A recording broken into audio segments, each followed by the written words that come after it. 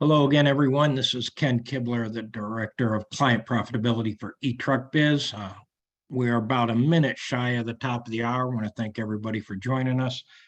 Today, we're going to cover some of the usual topics, update on the threat of the UPS strike, as well as the volume. And then we're going to get into a little bit about Network 2.0 and some of the operational differences between Express and Ground and how that integration will affect your operation.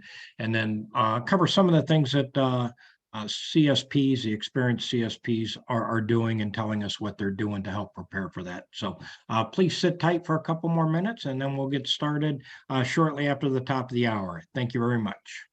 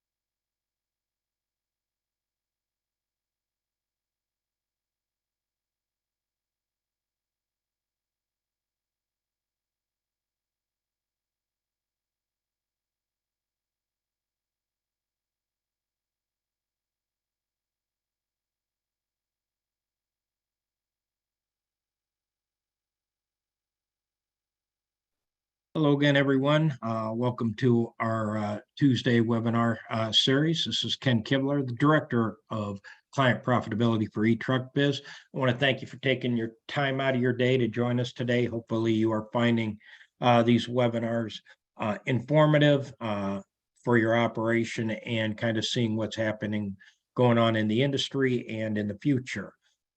Today, we're going to talk about some of the normal stuff, the volume, some of the trends that we're seeing there, update on the threat of the UPS strike, and then we're going to get into some of the nuances that Express, how they handle their business now, and then how Ground handles their business, and then what impact that's going to have on your operation, and then some of the best practices that we're seeing from active and experienced CSPs right now.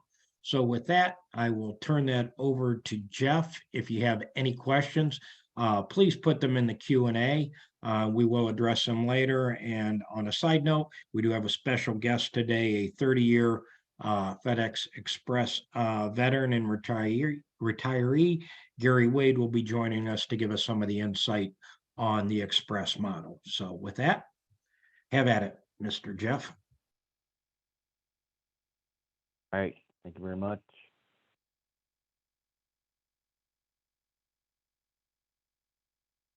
Please know that eTruckBiz is not endorsed, sponsored, approved, or otherwise affiliated with FedEx Ground. Do that every week. Okay, let's look at the volume from last week. Interesting. Looks like the pickup stops fell off a little bit. Packages, dispatches, the whole shooting match kind of fell off a little bit last week. So that's interesting. We want to make sure we're watching the trend, though. If you see that trend line there, we're definitely trending up for May and June here. So again, you got to watch the trend. And the same thing is reflected over here on the delivery side. Now, the thing right now is we really got to watch this efficiency and productivity. Routes dispatched kind of hung in there, but then the stops per dispatch, that's not so good. All right, so we'll see what happens this week. I don't know, some of you, if you've seen any volume spikes already, Don't know. We don't know. If you have, put something in the chat or the questioner box or something like that. Yeah, you're a little heavier today. Yeah, I'm sure everybody's not getting blown out, but be interesting to see if anything happens there. Okay, and speaking of something happening out there, last week something happened. So the rank and file Teamsters actually voted to authorize a strike. UPS. Now, I mean, the strike is imminent? No. It means that the typical person, typical Teamster said, yeah, Mr. O'Brien or whoever the bargaining committee is, yep, we'll be behind you. If you call a strike, we will go out. So that's actually a pretty big deal. Here, this is off the Teamsters website. Teamsters vote by 97% strike if UPS failed to deliver a strong contract. UPS Teamsters have voted by an overwhelming 97% to authorize a strike, giving the union maximum leverage when demands at the bargaining table. The powerful vote allows the UPS Teamsters National Negotiating Committee to call a strike should UPS fail to come to terms on a strong new contract by July 31st. And the union's current National Master Agreement expires. Oh, it's somewhere around 340,000 delivery drivers and package handlers. Now, the thing here is, usually if you go back in history and you look at how strong, if you want to put it that way, they use the term strong, how strong the turnout was or how many folks voted for a strike. Usually it's somewhere around 90, 92, 3%. That's pretty good. But this time, if it's true, claiming they got 97% of the folks to say, yeah, you got to do it, you got to do it. So, very interesting. Now, what all of this part here, what just happened last week, what it really means is, here we go. The media frenzy begins. So it was all over the place. AP, CNN, USA Today, New York Times, everywhere. They're going to start focusing on this. As they do, we talked about this last week, but as they do, and if history tells us anything, that's the thing that triggers the significant increase in volume. So we'll see. Like again, if any of you have seen anything out there out of the ordinary yet, and you probably haven't, but if you have, let us know, or let's let everybody know here. Put something in the chat or something that, yeah, you got some extra pickups, extra volume. So it could be that now's the time. Now's the time. If it's going to happen, it's going to happen now. Now, it may not happen, but again, history shows us that it will. And the time for this is from now. They've authorized the strike to till the time up till the strike. So here we go. This is prime time. So we've been talking about the strike for a long time now, of course. It's time to start talking about something else that's about to really start getting going too. So pretty soon, before you know it, the strike threat will have come and gone. So we'll see. It's only what, a couple months now, a month and a half, something like that. It's getting close. Pretty soon that'll be gone. But there is something that's gonna hang in there, and it's gonna transform the way business is conducted these days at Ground for sure. Network 2.0 is about to get underway. It actually already has, but they're gonna be a rollout. There was one into May, I think it was, and then there will be three more through the end of the year, and then we'll see what they do. But coming, this is actually something that's going to happen. And we just said that a significant change in the way business is conducted is about to happen. So what we'd like to do is, a lot of us out there we think we know what happens. Oh yeah, they deliver packages too. But let's have Gary Wade, a 30-year Federal Express veteran, tell us a little bit more about what we can expect.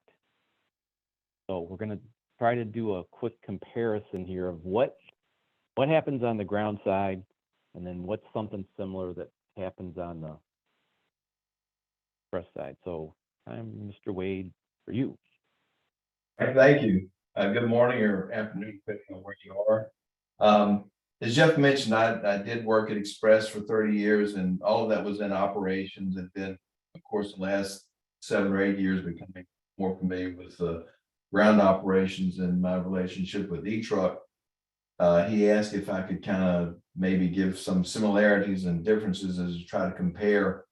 As I know, some of you have already started transitioning to some express volume, and others out there know it's coming. And I know it's planned to take a couple of years, and FedEx will obviously roll this out at varying paces depending on how successful or how much concern they have at different times. So everything we talk about may or may not be applicable to you currently or potentially ever, depending on your location and all like that. But there are some differences or ways that some things are approached with express volume that impact it differently. And one of the first things before we get into the list is you have to remember that you're dealing with an aircraft operation in part of this. So that gives a bigger variable that comes in than just with line haul type operations.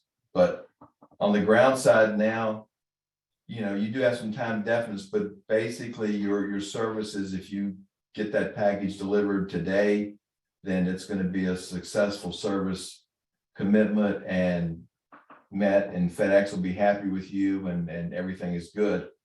On the express side, as some of you are already finding out, everything that you touch there is time definite. And the added variable to it is that it may be layered for different times throughout the day. You could have a 10:30 product, a noon product, a 4:30 in the evening product. They even have a pre-8 a.m. product. And so as you start to see those and touch on those, it starts to pop up to where it again becomes a much greater emphasis with FedEx, because everything has that definite time that's expected for delivery of it. And part of the reason for that is the money back guarantee issue, because when FedEx rolls that out there, if it's in effect, because at Express at times they will pull it down. I know COVID, it was down. Usually the last 2 weeks of peak, they waive the money back guarantee. But the thing to remember with that, the average revenue per package in the Express world right now, I think, is around $75 that a customer pays to ship that package. And depending on most stops, average close to 2 packages a stop. You could be looking anywhere from $130 to $150 that a late stop would put at risk. And giving that money back obviously gets FedEx pretty antsy. So that's an incentive for them, where they're going to be looking at all those things, obviously looking at the different types of service a CSP is handling. And as I said, that will probably affect more than anything how this transition gets rolled out. The smoother it goes, the more rapidly they'll want to roll it out, because it becomes a money saving issue for them.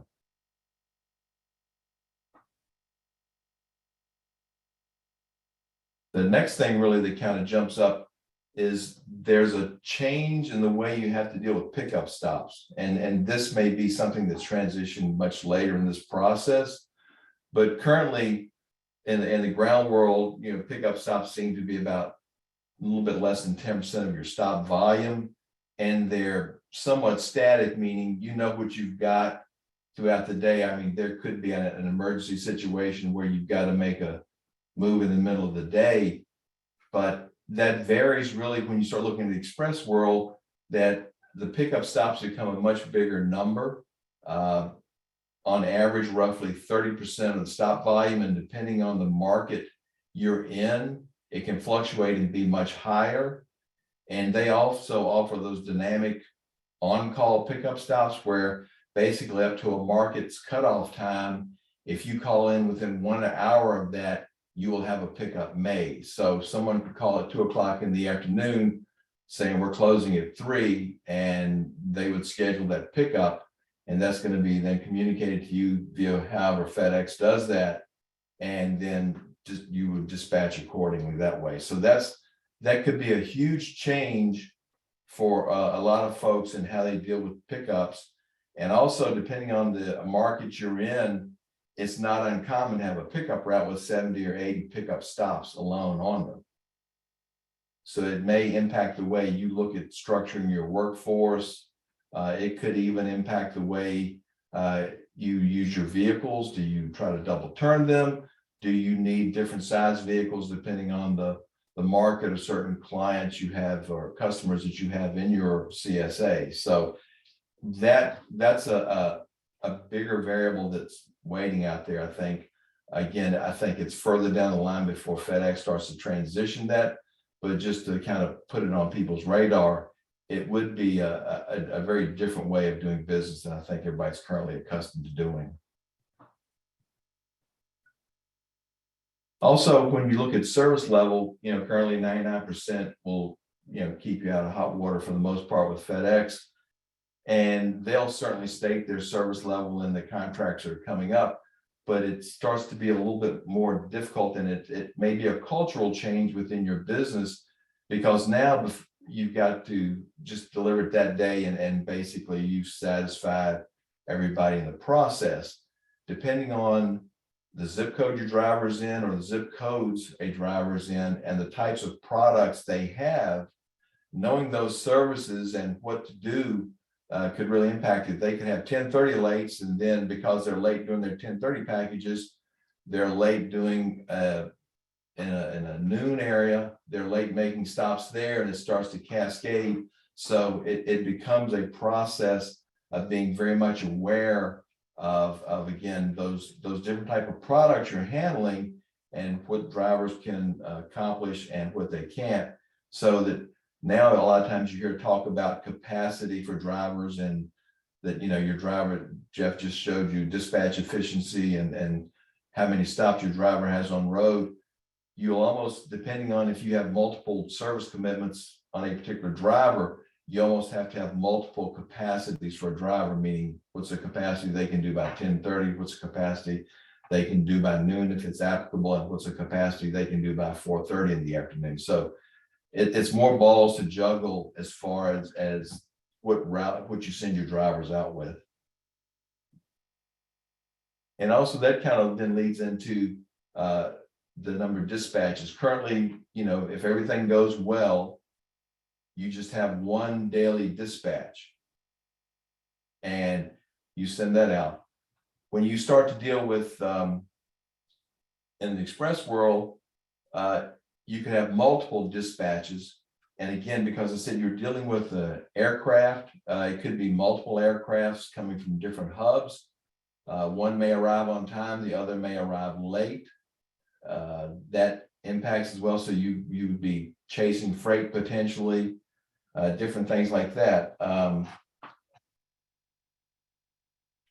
It really brings out, and then, like I said, it all rolls back again to the commitment times in a particular zip code. Are you looking at 10:30? Are you looking at noon? You're looking at multiples of those, or is it strictly just, get it out there? But aircraft operations will have a huge impact, because currently you've got a line haul operation, and trucks can drive through fog, maybe slower, but they can drive through. Heavy fog creates problems for airplanes to land. If you have winter weather, that's going to slow things down. Aircraft, even though they're carrying packages, still sometimes will struggle with the same reliability that any of us may experience now. I don't know how many have flown commercial lately, but it can be rather infuriating that way in dealing with it. And also, whereas now everybody has a routine day, no matter where you are, whether you're in Seattle, Washington, New York, or Honolulu, Hawaii, your day starts early in the morning and you finish up in the evening. Your time zone, because everything gets sorted on express level in Memphis, is going to dictate aircraft departure, arrival time, air traffic control as far as arrival windows comes into play in that. But to kind of give you an example, and I know Express is apparently keeping operations in Hawaii, and probably one of those reasons is this: they do things exactly opposite there. They pick up in the mornings and deliver in the afternoons, because you've got that flight time all the way back from Hawaii to Memphis for those items to be sorted. So that's a long flight, and the same way coming back out from Memphis to Hawaii. So if you're on the West Coast, for example, your cutoff time for pickups and return to building is going to be much earlier. Whereas if you're on the East Coast, you will have a little more time, because your proximity to Memphis and the time zone impact really plays a big deal in that. And that's one of the other things that, and touching on this aircraft aspect, is that the return to building time to get those air or express packages out may or may not conflict with what you're currently doing with your ground drivers returning to the building, because there will be a hard cutoff time that those packages have to arrive back by to be processed, loaded, sent to the aircraft operations. They have to then go through a weighing process. The aircraft have to have their flight weighed and balanced so that it flies correctly. You can't just throw it on the plane and get it out of balance, because it doesn't work that way. So there are some things that would be different that way in handling it, that would cause maybe you potentially have to have drivers come back early or earlier than they have been, depending on where you are, or at least making sure they're back by that hard time. And that really rolls into, like I said, a cultural thing. Currently, if on a perfect day, your freight arrives, preload's done, and you launch, and your drivers are out there, they've got some pickups assigned perhaps, and when their day's done and they come back, that's pretty much the end of the day. As it rolls into this, it becomes more of a thing where, how is your PM operation starting to look? You may be picking up packages later in the day, and so you may almost have to have a second or PM type of operation, again, depending on the market you're in. If you're on the West Coast, I don't think you will. If you're on the East Coast, you could have pickups made later in the day. Kind of as I said, the example in Hawaii where they make the pickups in the mornings and are done. Converse that with, for example, in Memphis, I believe last I heard they were making pickups up to midnight at night, because they've got the hub right there and they take it straight over and drop it in. So again, depending on where you are, could impact how your operation is viewed, or how you have to make some changes to deal with it. And that now's maybe the time to start thinking about things like that, to see, is it going to be a cultural change for you and your employees? And how's that impact you? Or do you need to start thinking about a PM operation and maybe gearing your employees up to think about that, or recruiting for that if it does come to that? So those are just some like large topic items that we think will occur during this transition. Again, this is something that right now, like I said, I believe the timeline is about 2 years that Express is laid out to do this. And depending on how well it goes or how much concern they have, obviously that timeline could be changed. So, but these are some things that potentially you may or may not be dealing with somewhere down the road, but it is something that's coming up possibly.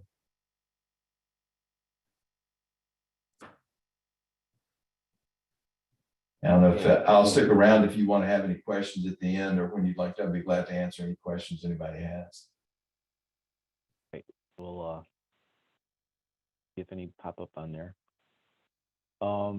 Okay, so Mr. Wade told us, again, it was just a very general, some of the different similarities and differences. And what we're going to do for foreseeable future, we're going to have Mr. Wade dive a little bit deeper in the weeds. There's some, he could tell you a lot, but we're not going to bring that all on you just yet. There's a whole bunch of things coming. But There are. So we've seen different things through our software and through our services that some of the, we'll call them veteran contractors, what the folks, some of you know what's coming and what we've seen. There's some things that others are already doing to try to deal with whatever happens with the strike threat. Well, that's yet to be seen. And then, of course, Mr. Wade just mentioned it. There might be some cultural changes in your business through Network 2.0.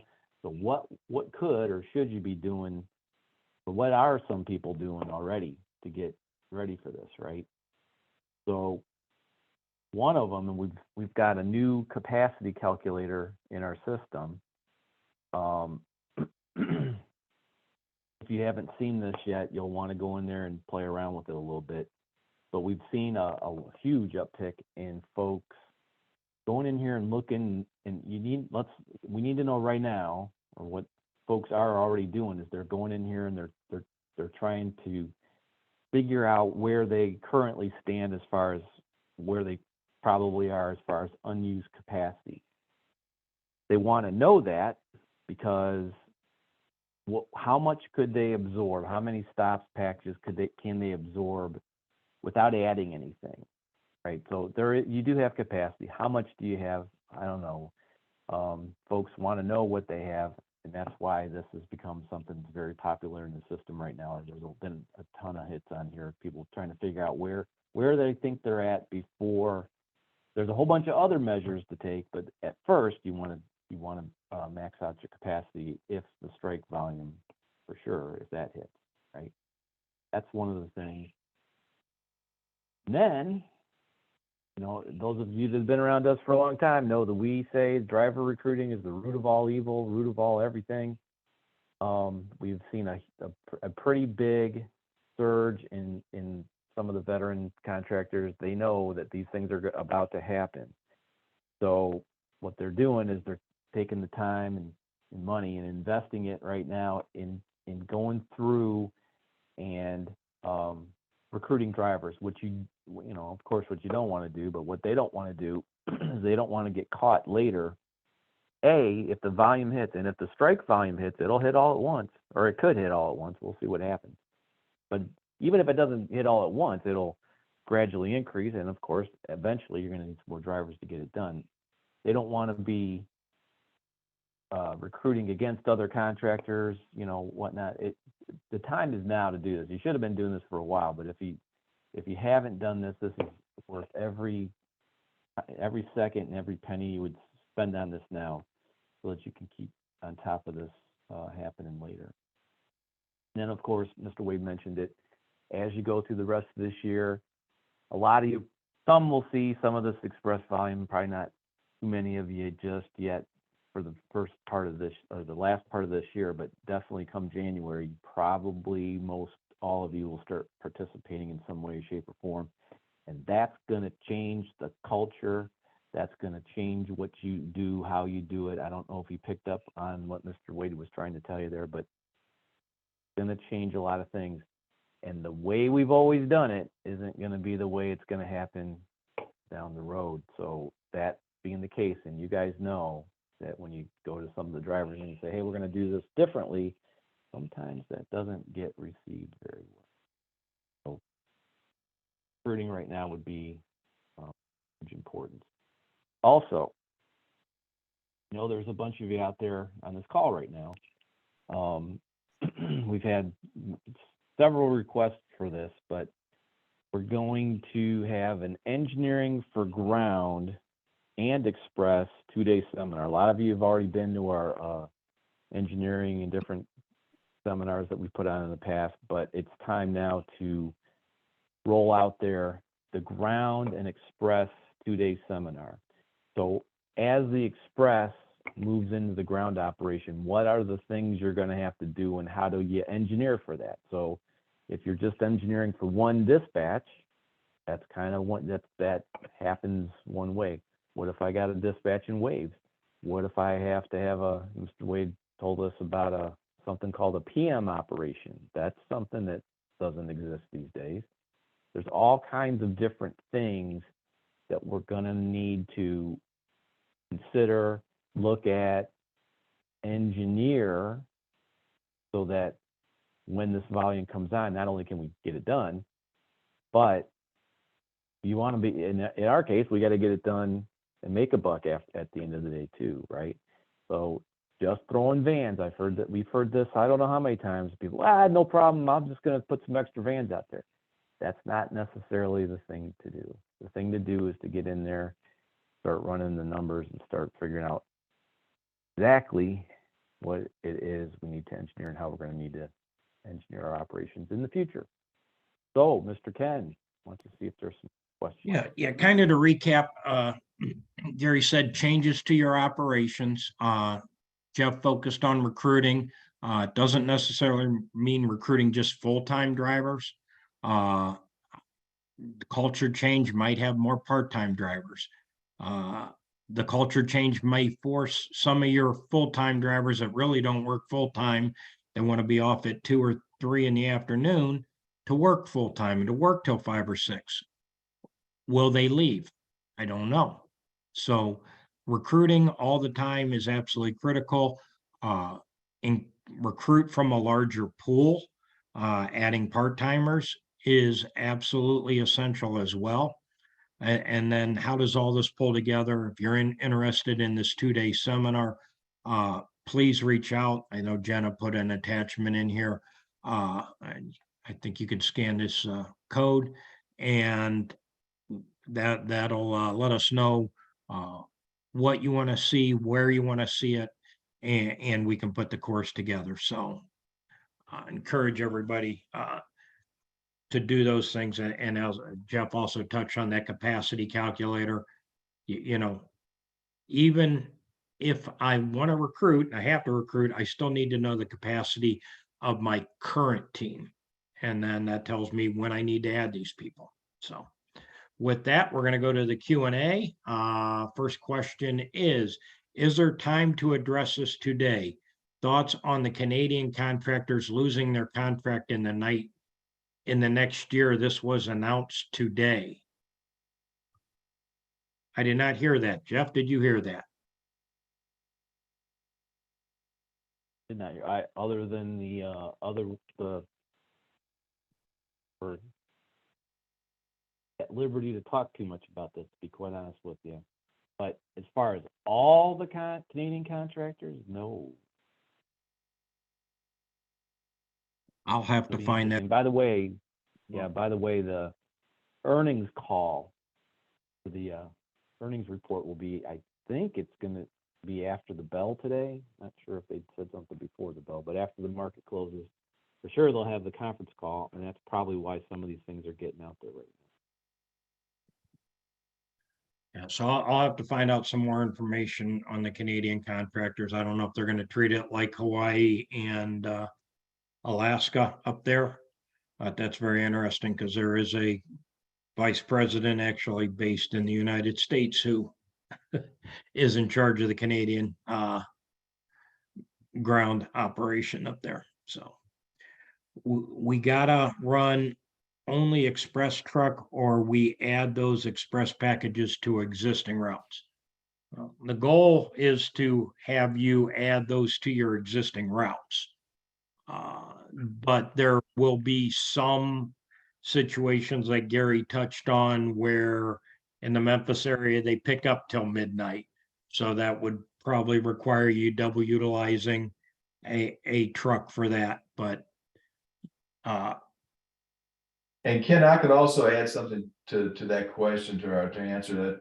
Because again, I hate to say that it as a default, but it will vary depending on the location you're in or where your CSA is. If your CSA is in a real high density metro area, I mean, you may have routes that are almost exclusive express. For example, if you've got the AA service area where you've got stops to get off by 10:30, and as the transition continues to go and they start to roll more of those stops into your operation, all of a sudden, if you've got 150, 200 stops in a part of a zip code that is that way, then you're gonna have several routes that are doing just those stops up till 10:30. And then going on into whatever they have listed. So that's why you almost have to manage that by what's your capacity to deliver by 10:30 versus the other commitments. But another thing to kind of throw into this is if, let's say you've got it worked out great and engineered so that your driver can go out and deliver those 10:30 stops, be done at 10:20, and then they go right into the rest of their day, and it works well. But there's one day where you're 20 minutes late leaving the building. Does that driver have to drop off some of those stops? Do you have some other way to try to recover that? Or in the cultural aspect, how are you getting your driver to understand that they know they've got this package that has to be delivered by 10:30, but I'd rather go this other way on my route because I've always done it this way, and they just bypass it, therefore creating a failure that way. It takes a little bit of kind of re-educating drivers as part of all that goes, but from the very limited amount I've seen so far of conversion with the express stuff, they're not giving huge numbers yet, so it should be easy to absorb them into whatever trucks you're running. It's just being aware of the service commitment as they come in. With that, with all these changes, what becomes critical is the storage of information. And what information do you need? You need to know your productivity by route. You need to know your revenue by route and your costs by route. You have to have a place to store that data, because when it comes time for a negotiation, you want to be able to lay that data out and show what your cost, what your revenue is, and the impact of adding these express or time definite shipments into your business has had. So record keeping becomes more and more important. We have the tools to help you with that. Next question. Does Express use a significant percentage of part-time P&D drivers? Would you know an estimate of that percentage? Well, Mr. Gary Wade? Yeah, and in most markets they do. And most of mine, I probably had anywhere from 40 to 45% of my workforce is part-time. You're trying to schedule it to the work as it's available. Like I said, currently, if your preload goes down well, your trucks are loaded and they can leave, and that's the day's work for them basically. Depending on what time pickups are ready and as you transition, it may be you can't just put everybody out at one time. You have to have certain people scheduled to add routes on road at 3 o'clock in the afternoon, for example, and things like that. So each operation will be somewhat unique, but for the basic question, yes, there was a large percent of part-time workers. Excellent. Another question. Is our station manager the person that will decide how much express we will be getting? That answer will be no, I believe, and Jeff, correct me if I'm wrong, that will be dictated by corporate and at the VP level, correct? That's probably all been planned out already. Not gonna But say yeah, they're not gonna leave that up to a station manager. That decision is a little above the station manager's pay grade. And it does look like that the earnings call is after the bell today. So see if there's any other questions here. Not a lot in the chat.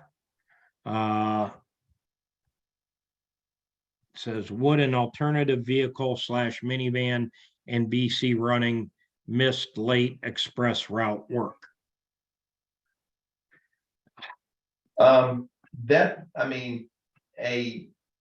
Building some flexibility in your schedule so you have somebody to do that is probably smart, because you're going to find that aircraft start to become late more frequently than you think. But whether your BC does it or not, or if you can have somebody do, if like, for instance, if you have deliveries that are the pre 8 a.m. deliveries, if you ever transition to those, that driver that you hire to do that, because they're going to be done 8 or 8:30 in the morning might be a good person to come back, take whatever is in that either drivers are late with or late freight arriving, something like that. They might be a good candidate for that. The more you include your BC into doing that, obviously, then the less chance they have to manage and run the operation, because they're going to be issues popping up, throughout the day as they are now. Okay. Another one, station managers only have so much capacity too. Very good comment. Yes, and they know the VPs are going to push the station managers to handle as much capacity as possible. And when I was a director, these are calls that we had every afternoon during peak season. What was the capacity? Has it changed? And then, because that would affect the sorting. But as Jeff said, these plans are laid out. They're going to implement them, and the more successful the early implementation is, the quicker that this gets accelerated, and they go full tilt. There's $4 billion worth of savings on the table. They can't leave that. They've got to integrate this as quick as possible and have this, start their way onto those $4 billion in savings. Okay, Jeff, that looks like the last question. Anything that you want to add? Just watch the volume, you guys. Be real Yeah. careful. And at least it looks like it's not a thing yet, but if it turns, it'll turn pretty quick. So just watch that volume. Okay, excellent. I want to thank everybody for your time. You've got a lot on your plates right now. You got the threat of the UPS strike. You got Network 2.0, time definite shipments. All of those things are on your plate. Looking at your capacity, looking at your engineering. If you don't have time to do all those by yourself, please reach out. We have the tools, the resources, and the expertise to help you with all of those things. Recruiting takes a lot of time to put a person through First Advantage. Once again, we have the expertise to help you with that process as well. So we will be back here again next Tuesday, same time, talking about more of some of the Network 2.0 and the differences and how Express handles things and how will that integrate into your operation. So once again, thank you for your time. Look forward to talking to everybody next Tuesday. Please have a safe and profitable week. Thank you very much.